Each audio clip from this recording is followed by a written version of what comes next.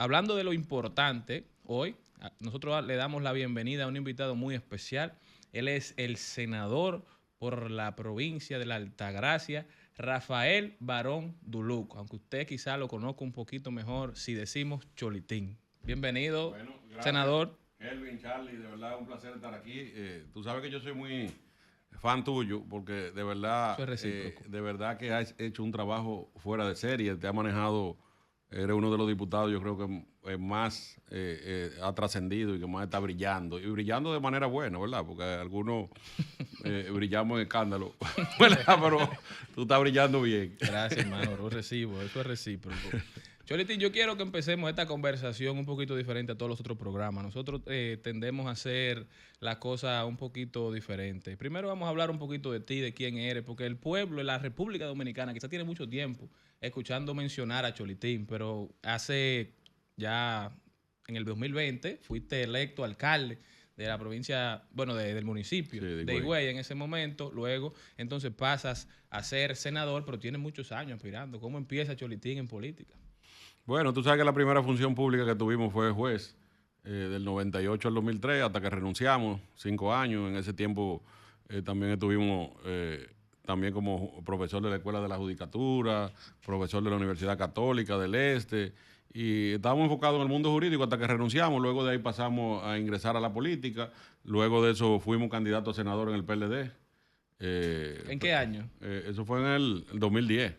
Pirata senador Sí, por la Altagracia. pero fue un caso especial, porque acuérdate que fue que se rompió la alianza faltando un mes para la elección en la provincia. Yo no estaba preparado ni siquiera para ser candidato. Me sacaron, ven, que tú tienes que ser. Yo no quise, pero me obligaron.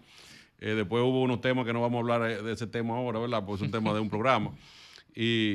Al final terminamos perdiendo las elecciones por 1,000 y pico de votos. Enfrentándote en ese momento Sí, a don Amable sí, Ariticato. 25,000 y pico de votos, 27,000. Wow. Pero luego de eso también nos hicieron gobernador. Después en ese proceso duramos 2 años con Leonel de gobernador, vino la campaña, Danilo nos nombró 2 años viceministro. ¿De turismo? Sí, de turismo. Luego de eso, cuando hubo una alianza con los Aritis en Higüey y el PLD, nosotros renunciamos al PLD. Y nos fuimos a un partido emergente que fue el BIS. Y ahí aspiramos a alcalde. En esa ocasión fue un proceso electoral dificilísimo. Nos metieron incluso, nos detuvieron presos el día de la elección, es decir, haciendo tentación, abuso de poder, una cosa en ese momento complicada. Ya ha cambiado el proceso electoral, pero luego de eso volvimos a aspiramos, ya con el apoyo de la Fuerza del Pueblo y del PRM en el mismo BIS, y ahí tuvimos la alcaldía, y hasta ahora que tuvimos de manera obligatoria que asumir la senaduría. O sea que básicamente Cholitín ha estado en todos los poderes del Estado. En todo, sí, eso es cierto. Es raro sentarse con una gente que ha ocupado posiciones en todos. ¿Y cuál es el que más te ha gustado? Tuviste en la municipalidad, ahora estás en el ámbito legislativo. ¿En cuál te has sentido más cómodo? En el ámbito judicial. Real, yo me gusta demasiado el mundo jurídico. Es decir, me encantan los tribunales. Yo disfrutaba mucho el tema de los tribunales y todavía en el ejercicio profesional me gusta. Nunca me he desconectado del derecho. Por eso fíjate que nosotros incluso publicamos libros años atrás de derecho, siempre estamos escribiendo artículos, siempre estamos haciendo cursos de posgrado, todos los años siempre viajo 1 y 2 veces a hacer cursos de posgrado fuera del país. Es decir, me encanta el mundo jurídico, más que el político. Vivimos más de eso, además de que le debo más, porque yo vivo de mi oficina. Mi oficina es una oficina que está en Punta Cana, en Higüey, y tiene realmente mucho trabajo, es una oficina bien grande. O sea, que tú vives para la política, pero no de la política. No, mi oficina de abogado ha subsidiado mis campañas y ha subsidiado la política todo el tiempo. La pobre, va a forzar. De verdad que sí, te lo puedo decir, pero realmente ha sido una oficina exitosa. Gracias a Dios. Y por eso yo creo que tal vez me gusta más el derecho. Es posible que sea por eso, es posible que sea por interés. Senador, gracias por estar aquí con nosotros, nuevamente bienvenido. Una pregunta, ¿cómo se refleja el conocimiento que usted tiene en el área de jurídica en las diferentes funciones que ha ocupado, desde las funciones municipales hasta las funciones legislativas actualmente? Yo te puedo decir que uno, en la vida, mientras más conocimiento tú tienes, más sufre. Eso es lo primero. La gente que más sufre son la gente más inteligente, porque ve cosas que de otros no ven, tú sabes. Y mientras más conocimiento tú tienes, más te molestan las cosas y más tú sufres porque dices, óyeme, pero si esto debería hacerse así, ¿por qué no se hace así? Entonces, en nuestro país hay algo todavía que nos falta mucho, y yo lo he dicho, nosotros aprobamos muchas leyes y uno como legislador aprueba y conoce y somete, pero el problema básico de nuestro país no es solo de aprobación de leyes, es del cumplimiento real de las leyes, la interpretación de las leyes y el cumplimiento de ellas. Y yo creo que ahí es que está el gran reto de la República Dominicana. No es nada más, hay que legislar y para eso nos eligen a nosotros, ¿verdad? Así estamos los diputados, estamos los senadores y tenemos que cumplir con nuestro papel. Pero más que legislar, el reto de verdad de la República Dominicana es aplicar la ley. Nosotros tenemos una constitución que fue aprobada en el 2010, ¿verdad? 26 de enero del 2010, la constitución básica, porque luego ha habido modificaciones. De reforma integral. Sí, pero la reforma integral de la constitución fue en el 2010, que fue la reforma más integral. Y lo más trascendental de esa constitución fue el cambio de Estado. Artículo 7 de la constitución que establece que el Estado, nosotros pasamos del Estado unitario al Estado social democrático, del Estado liberal al Estado social democrático y de derecho. Ese cambio de Estado significa un cambio completo de la filosofía del Estado. Y eso no se ha logrado todavía. Es decir, nosotros todavía ni entendemos qué significa cambiar. Es decir, ya la Constitución te cambió eso, pero tú, a veces ni los propios funcionarios, ni los políticos, ni los actores, ni siquiera la clase profesional entienden qué es realmente la trascendencia que significa de un Estado social democrático y de derecho, que es tenerlo ahí en una Constitución. No, es un cambio filosófico del funcionamiento del Estado, pero eso se logra no porque tú modifiques la Constitución, eso se logra Una cultura. con una cultura, como lo ha hecho Colombia. Eso se logra con doctrina, los juristas que también establecen doctrina, jurisprudencia fuerte, una política constitucional también donde se respire la Constitución en el país. Y eso es una meta que tenemos como país. Nosotros la meta nuestra, al final de cuentas, debería ser tener una transformación real del Estado, que no la tenemos todavía. Y eso, para que tú tengas una idea, en el Estado liberal tú vas donde un funcionario y él no tiene competencia para lo que tú le estás pidiendo que te ayude, por ejemplo, que te dé un servicio. Y en el Estado liberal la política era que él te dice, no, eso no es competencia mía, tiene que ir a otra institución. Te redirige. Te redirige. En el Estado social y democrático de derecho, la filosofía del servidor público es que ese funcionario que llegó donde ti, aunque no sea competente para conocer el problema que tú le traes, tiene que convertirse en un ente solucionador de ese problema y llevarte de la mano incluso, para que eso es literal, Sí, llevarte claro. de la mano del funcionario, venir, saber que tú resolviste ese problema. Por eso es un concepto social. Es Pero decir, todavía social es como... hay muchas instituciones Sí. que todavía No, han eso llegado- es que no entienden ni siquiera no lo que han llegado significa. ahí. Entonces nosotros tenemos un gran reto que es aplicar realmente la legislación que tenemos. A propósito de ese gran reto que usted menciona, que es el tema de la cultura constitucional en la Sí. República Dominicana, que se ha venido trabajando desde el año 2010, dos preguntas. Una es, ¿cómo valora usted el trabajo que había venido haciendo, ya ha estado haciendo el Tribunal Constitucional respecto de sus decisiones y lo que es la difusión de la cultura constitucional? Y la misma pregunta, pero en el contexto de la reciente decisión respecto de las candidaturas independientes. Sí, el trabajo del Tribunal Constitucional en general y con relación a esa sentencia en particular. Mira, yo creo que el Tribunal Constitucional ha hecho un gran trabajo. Es decir, tú sabes que tú cuando se crea un Tribunal Constitucional, tú tienes que ganarte el espacio y que se cree esa cultura y que se valore y que se respete. Eso hay que ganarlo. Y realmente el Tribunal Constitucional lo logró. Y ha tenido grandes sentencias, muchas sentencias, interesantísimas sentencias, transformadoras. Yo creo que muy buena la mayoría buena. Muy pocas sentencias que tú puedas cuestionar. Y con relación a esa sentencia, una sentencia novedosa, una sentencia reformadora, garantista, donde en esencia tiene razón y fundamento, pero también es una sentencia prácticamente de principio donde tú tienes ahora que establecer un marco regulatorio. Es decir, la candidatura puede ser independiente, pero ahora tú como Estado, como poder legislativo, tienes que regular esa forma de cómo hacerla. Pero realmente yo siempre he estado a favor de eso, porque ¿por qué no puede haber candidatura independiente? Es decir, tú tienes que estar obligatoriamente afiliado a un partido, no necesariamente. Ahora bien, tú tienes que tener un marco regulatorio, porque cómo tú lo haces, cómo tú te inscribes, cuál es el proceso, es decir, eso tiene que haber un marco regulatorio. ¿Cómo sucede? No, exacto. ¿Cuál es la sucesión? Pero yo, como jurista, si tú me dices como político, lo veo muy mal. Si tú me preguntas como político, no, eso es un disparate, te voy a decir. Eso es los partidos políticos, que debemos de presentar candidaturas. Los políticos vamos a hablar así. Pero si tú me hablas como abogado, como jurista, yo te voy a decir, es una sentencia desde el punto de vista constitucional, yo la veo bien, fundamentada. Y algo interesante se dio hoy en el Congreso, en la Comisión de Junta Central Electoral. Recibimos al presidente del PRM, José Ignacio Paliza, recibimos al secretario general del PLD, Johnny Pujols, así como a Natanael Concepción de la Fuerza del Pueblo, que estuvieron con nosotros hablando sobre la posición de los partidos, sobre esta misma ley que ha sometido no un partido, ni un diputado, ni un senador, que sometió la Junta Central Electoral Claro. y que se está conversando.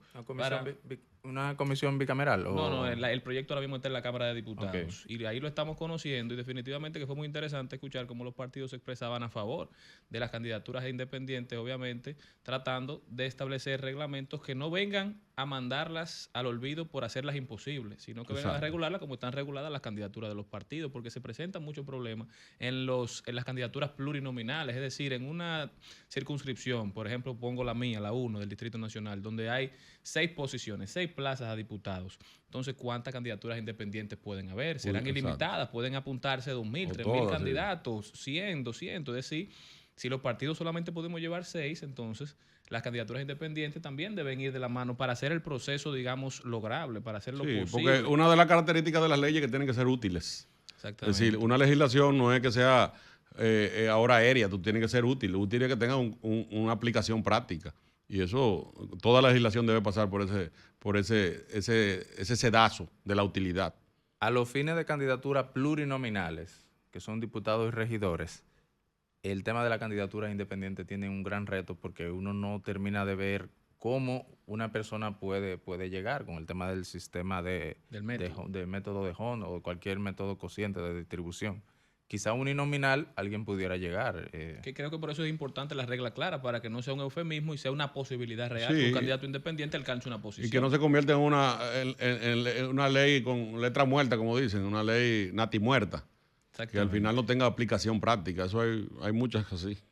Senador, tenemos que entrar al tema que está tendencia, hablando de leyes. Usted sometió un proyecto de ley y hoy lo retiró. ¿De qué trataba? ¿Qué le dio, digamos, nacimiento a ese proyecto que usted sometió? Usted es un hombre muy activo, legislativamente hablando. Tiene muchos proyectos de los que también estaremos hablando, pero este es el que está en la palestra hoy en día. Háblenos un poco de eso. ¿Cuál era su visión? Mira, ese proyecto de ley no viene de ahora. Yo lo tengo ya trabajado hace tiempo.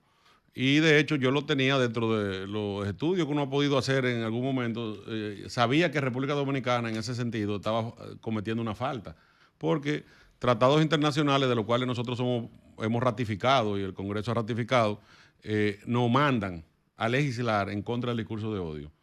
Que uno diría, bueno, pero aquí no está ocurriendo. Bueno, aquí no se había caído una discoteca como Yesé, ¿verdad que no? Un techo, nunca había ocurrido. Y al final tuvimos que legislar desde el dolor, como yo lo titulé. Ya después que ocurrió el hecho. Y ha ocurrido en el mundo entero, que ocurre una situación que hace cambiar. Después del 11 de septiembre, Estados Unidos modificó y actualizó muchísimas leyes y creó muchísimas leyes. Y eso pasa. En Brasil, en un incendio que hubo famoso en una discoteca también, crearon un marco regulatorio nuevo. Pero nosotros no tenemos que esperar que ocurra una tragedia aquí y para legislar algo que la propia Constitución te manda también, porque la propia Constitución habla de eso, y que los tratados internacionales, la Convención Interamericana de Derechos Humanos, que la UNESCO, que la ONU, todos esos organismos internacionales recomiendan a sus países legislar en contra del discurso de odio. De hecho, eso no es nuevo en la República Dominicana, hay más de 90 países ya que lo han incluido en su legislación, incluyendo países en el 2023, es decir, es un tema nuevo en un sentido, aunque no es nuevo porque eso viene de la Segunda Guerra Mundial, que un discurso de odio produjo la muerte de millones de judíos, porque eso era así, pasó prácticamente casi millones de personas ¿cómo se llama aquí? En el otro país este que dijimos, Ruanda, en el 1994, también donde un discurso de odio a través de un canal, de un medio de comunicación, una emisora de radio, una noche hizo que los hutus salieran a matar a las ratas tutsi, como ellos le decían, con machete, y mataron cientos de miles de personas, casi 1 millón. Es decir, y ocurre todavía a cada rato. Para que ustedes sepan, en Argentina en el año 2023 hubo casi 130 asesinatos por discurso de odio. Entonces, hay muchos artículos sobre eso. De hecho, encontré un artículo del año pasado de una periodista dominicana muy buena que lo detallaba, lo que es el discurso de odio. Hay artículos recientes de este mes pasado de la Convención Interamericana de Derechos Humanos hablando sobre el aumento del discurso de odio en las redes sociales. Es decir, esto no es un tema nuevo, esto es un tema requete hablado. Ahora bien, para la República Dominicana ha sido un tema nuevo. Y muchos he encontrado personas que se han dedicado el tiempo y han investigado lo que es eso. Otros no lo han hecho y están hablando por el término, es decir, creen que discurso de odio es hablar con odio. Es decir, si tú vienes un micrófono y dice fulano, y habla con odio contra alguien, contra un grupo, Lo asocian con lo censura. asocian con el lenguaje ordinario. Discurso de odio, hablar con odio, no. Los delitos tienen elementos constitutivos que tienen que cumplir todos los elementos constitutivos para tipificar el delito. Si falta uno de ellos, no se cumple. Y hay un elemento constitutivo para ser tipificado el discurso de odio en el mundo entero, que es, además de hablar con odio, porque por eso se dice discurso de odio, además de eso, tiene que ser contra grupos vulnerables, que son los especificados en las propias legislaciones. Uno de ellos es la nacionalidad, la etnia, el sexo, la preferencia sexual, la discapacidad, todo ese tipo de cosas, que son grupos que están en situaciones de vulnerabilidad comparado con los grupos ordinarios. Pero hay un elemento que es fundamental, que es que tú utilices el medio, porque no es solamente digital, tú puedes ser hasta en un parque con un micrófono, que tú utilices el medio para incentivar a actos de violencia. Es decir, tú puedes decir, Kelvin es todo lo malo que tú quieras de Kelvin, no es discurso de odio. Aunque tú estés hablando con odio, estás utilizando un lenguaje de odio y en el contexto ordinario es un discurso de odio. Pero desde el punto de vista de la legislación penal, ya vamos al derecho penal, al delito, para hacer un discurso de odio tiene que darse elemento de que tú promuevas y eso derive en actos de violencia. Es decir, Charlie Mariotti, que es un joven influyente, que tiene condiciones de liderazgo, que la gente lo escucha, que lo sigue, que tiene seguidores, que si él dice tírate por ahí, se tiran, ¿verdad? Porque por eso incluso está penalizado con pena más grave cuando tú tienes una posición de liderazgo, que la gente te escucha. Es decir, tú tienes todo eso y tú mandas aquí y dices, señores, lo que nos tienen jodido como país. Cuidado con el ejemplo. Lo que nos tienen jodido como país son los musulmanes que están aquí. Nosotros todo el que salga mañana a matar musulmanes y logre matar 10, va a ser declarado casi un padre de la patria. Eso es lo que necesitamos. Hay un paquete de gente que no te van a hacer caso, pero puede aparecer 10 que te hagan caso y salgan a matar a los musulmanes. Y mañana puede ser que maten 50 musulmanes por tu discurso. Entonces, eso es lo que se tipifica. Y tú me dirías, ¿y por qué tenemos que hacer eso?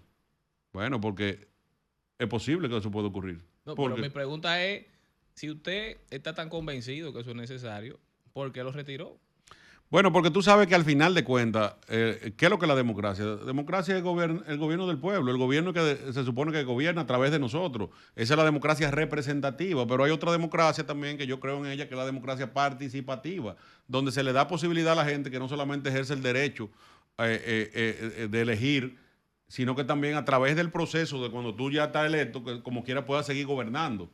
Ahí está el plebiscito, el referéndum, pero yo siempre he dicho que una de las formas del pueblo gobernar es a través de sus manifestaciones populares. Es decir, si tú ves que el pueblo está confuso, no cree un proyecto, vamos primero a convencerlo. Yo sabía que iba a traer rechazo, pero pensé que tal vez iba a ser un rechazo más manejable.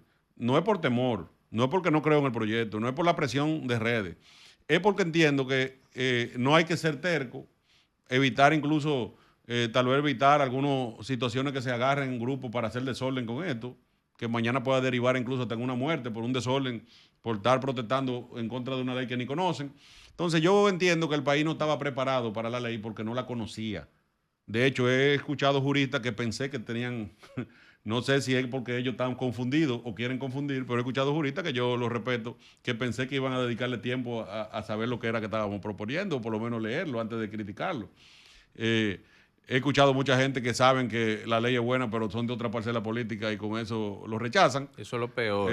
Pero yo entiendo que este es un proyecto que al final de cuentas tenemos que discutirlo, tenemos que socializarlo. Yo invito a la comunidad jurídica, invito a los abogados que lo lean, pero no mi proyecto, que busquen, investiguen todos los casos que han ocurrido, porque qué dicen los expertos, qué dicen los psicólogos, qué dicen los tratadistas, qué están diciendo la tendencia mundial. Incluso ahora mismo salió un artículo, un estudio importantísimo de la Comisión Interamericana de Derechos Humanos, donde ellos advierten que en el mundo hemos tenido un retroceso de derechos fundamentales, de derechos humanos, y que ahora mismo se ha propagado el discurso de odio, no solamente en este país, en Estados Unidos también, y otros países europeos. Es decir, se ha seguido creciendo ese extremismo con relación a algunos temas, incluyendo el de la nacionalidad.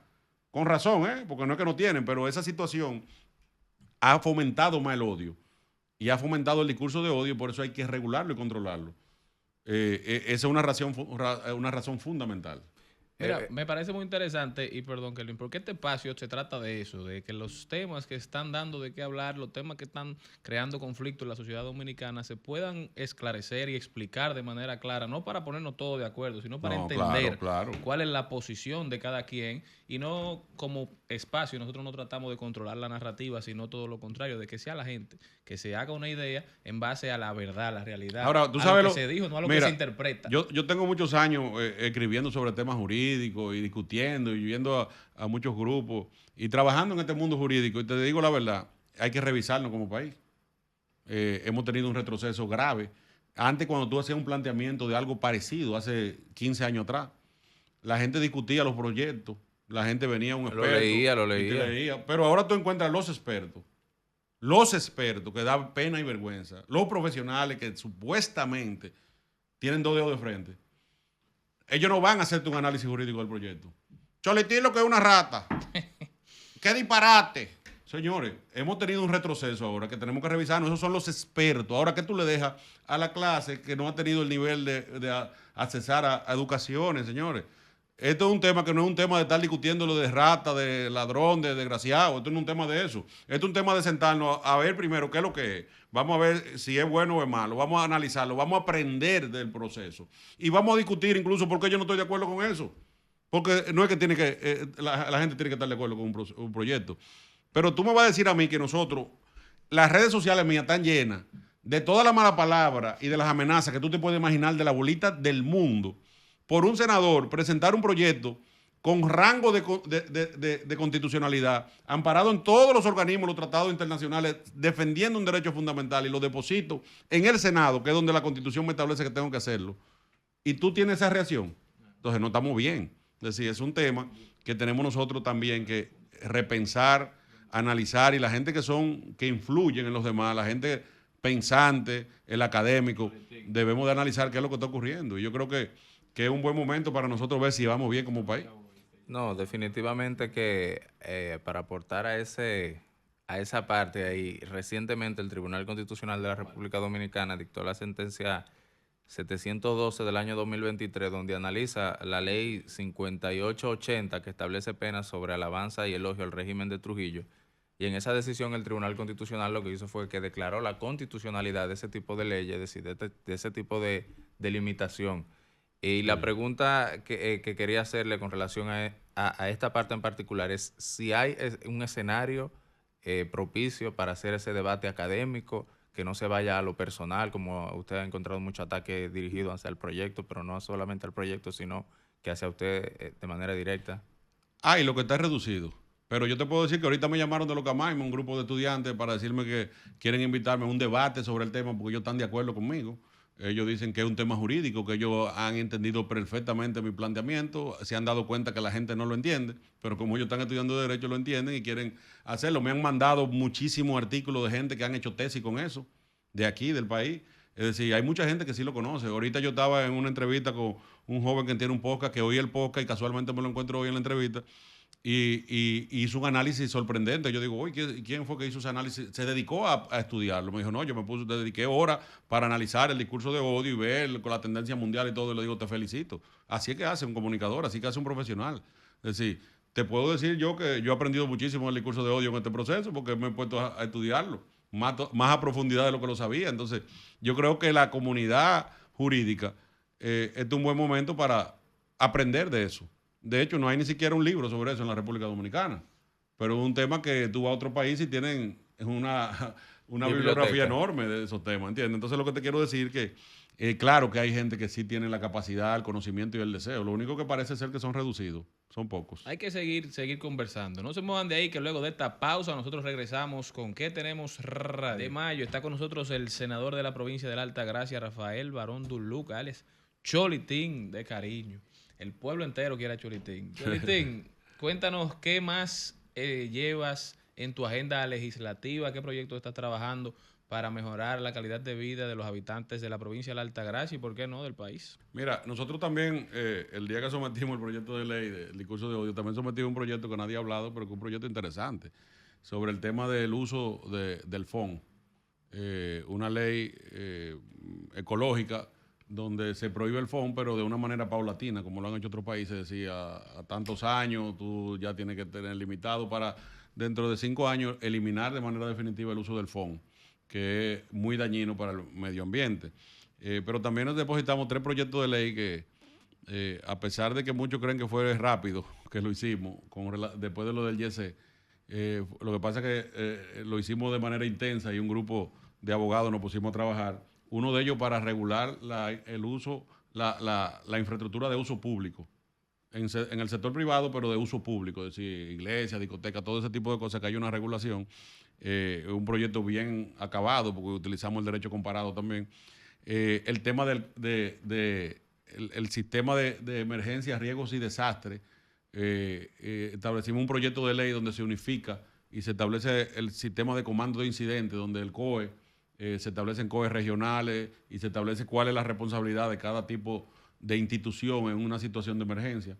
Y hay otro proyecto importante también que sometimos, que fue el tema de la educación integral para las escuelas en 3 materias. Una de ellas es en situaciones de emergencia, que los niños sepan cómo responder. Imagínate que mañana ocurre un terremoto, ¿no? Eso, hay escuelas que lo tienen, pero hay muchas que no, es decir, que sepan. Primeros auxilios. Eso es fundamental, incluso que los niños sepan dar primeros auxilios, porque le pueden salvar la vida a cualquier momento hasta a cualquier persona. Al padre, al compañero. Y también un tercer punto, la educación vial, desde las escuelas, que eso se integre a los pensos académicos de la escuela primaria, como lo tienen otros países. Finlandia, países más desarrollados, tienen ese tipo de educación dentro de las escuelas también. Y hay un cuarto proyecto que fue también muy novedoso, que nosotros incluimos, que es el manejo de establecimientos críticos. ¿Qué son establecimientos críticos? Establecimientos críticos son los lugares que son esenciales y sensibles para el país en caso de una emergencia. Por ejemplo, ahora mismo ocurre un terremoto de una magnitud importante y nosotros tenemos que saber cómo operar las redes de telecomunicaciones, las Fuerzas Armadas, los hospitales, ese tipo de cosas. Debe de tener un protocolo de manejo y tener una identificación de cuáles son los establecimientos críticos. Eso es una ley prácticamente que en muchos países del mundo ya se trabaja y hay legislación sobre eso. Ya los países desarrollados la tienen, donde tienen un listado de cuáles son los establecimientos físicos que son sensibles para el funcionamiento de un país en caso de una emergencia. Entonces, cada uno de esos, primero tenerlo identificado y tener un protocolo, cada uno de ellos obligatorio, de cómo actuar en caso de una situación fuera del contexto normal. Esos son proyectos que hemos depositado. También depositamos un proyecto endureciendo las penas migratorias. Tú también estás trabajando con el Código Laboral, la reforma. Nosotros somos el presidente de la comisión del Código de Trabajo, que también ya está en su etapa ya de prácticamente final, porque ya escuchamos a todos los sectores. Ahora ya vamos por el artículo 76 más o menos. Ya aprobado los primeros 76, estamos ya aprobando paulatinamente los artículos. Tenemos ahora reunión el miércoles y el jueves. Y yo creo que ya de aquí a 2 o 3 semanas ya tenemos el nuevo Código de Trabajo. ¿Y cuáles son los elementos más controvertidos ahí en ese Código de Trabajo? Yo te puedo decir que ninguno, porque al final lo único que se ha hablado mucho, que todo el mundo está concentrado en la cesantía. Y se acordó no tocar la cesantía. Se acordó no tocarla, pero eso realmente, tú sabes que al final de cuentas, el Congreso, tanto ustedes, los diputados, como nosotros los senadores, al final, eso no es vinculante, es decir, no te pueden obligar y que eso no se toca. Es decir, al final el que tiene la decisión es el Congreso en esos temas, pero el espíritu que hay es de no modificarla, porque es lo que nosotros hemos dicho. Eso es cierto, los empresarios han alegado otros tipos de formas, pero yo creo que no es el momento, aunque tengan razón, eso hay que socializarlo mejor, porque el país no está ahora mismo en una situación de que puedan interpretar eso. Entonces, yo creo que con lo que hay ahora de la modificación del código, hay mejoras importantes para el sector empleador y para el trabajador. Entonces, si tenemos un código que va a haber mejoras sustanciales hasta para los abogados, para los jueces, para los trabajadores, para los empleadores, vamos a aprobar todas esas reformas y después seguimos el pleito con la cesantía y seguimos hablando y seguimos viendo a ver cómo se modifica, sí o no se puede modificar. Es decir, varios puntos claves de mejora que va a establecer este nuevo código de trabajo que tú puedas mencionarle aquí a la gente para que sepan. Por ejemplo, escuché que ya se va a eliminar el duplo y sí, así claro. muchas otras cosas. Mira, con el código de trabajo se cometían muchas injusticias. Tú sabes que el código que tenemos establece que en un plazo de 3 días te notifican y te ejecutan. Y te ejecutan de una vez y tú tienes que depositar el duplo de la condena, lo cual era un poco complicado para las partes cuando eran condenadas. Y además de eso te notificaban un viernes, el lunes estaban con un camión haciéndote un embargo de una empresa y a veces te quebraban porque un embargo por $1 millón te llevaban 20 millones. Es decir, no había control. Ahora eso se elimina con el procedimiento, ya no te exigen el duplo porque el derecho a apelación es un derecho también prácticamente constitucional de recorrer 2 instancias.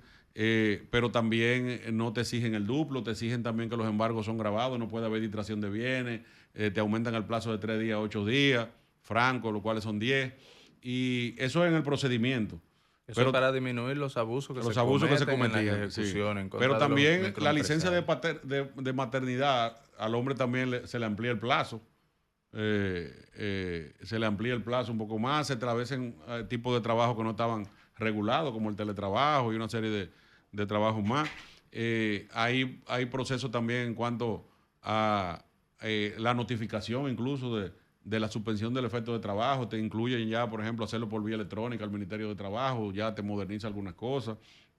El tema de la conciliación, establece un procedimiento también tratando de que se pueda ejecutar un poco más la conciliación, que haya un elemento... Que sea menos litigioso. Sí, que sea un poquito más práctico, que se use, porque al final en el código que tenemos la conciliación es letra muerta. Ha caído, sí, en el desuso. Y hay varias cosas que mejoran de manera significativa para ambas partes, que yo creo que al final salimos ganando todo como país. Así es. Muchísimas gracias al senador de la Altagracia, Rafael Barón Duluc, mejor conocido como Cholitín. De verdad que un placer tenerlo, senador. Gracias por aceptar la invitación, por venir a expresar y hablar desde su punto de vista. Cholitín es un buen hombre. Sí, claro que sí, sí. Ya sabe, este programa está a su orden siempre. ¿Cómo puede la gente continuar la conversación con usted? Usted me invita de nuevo y seguimos por donde nos quedamos. Ya saben, esperen a Cholitín nueva vez aquí en ¿Qué Tenemos Radio? No se muevan que nosotros regresamos.